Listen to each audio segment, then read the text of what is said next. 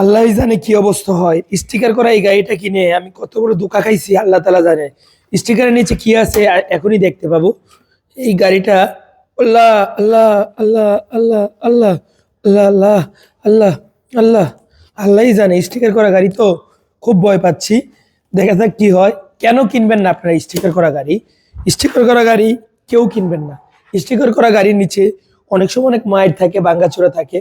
তো সেগুলো দেখার জন্য আপনারা এমন আমার মতো স্টিকার উঠাই নেবেন। অবশ্য আমি স্টিকার উঠানো ছাড়াই কিনছি, কিন্তু আপনারা ওই স্টিকার করা গাড়ি কিনবেন না। স্টিকার করা গাড়িগুলা মাইর থাকার কারণে এই যে মাইর বেরিতেছে। আহা, অবশ্যই স্টিকার করা গাড়ি ভালো করে দেখে শুনে তারপর কিনবেন।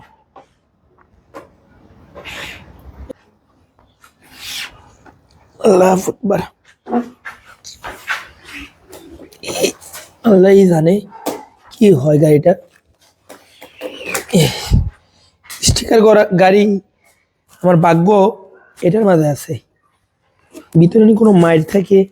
কত সুন্দর গাড়িটাকে স্টিকার করছে না? ইয়াল্লাহ, ইয়াল্লাহ, ইয়াল্লাহ, আপনার রহমতের মালিক। এখানে একটু মাইর আছে, দেখা যাক কি হয়।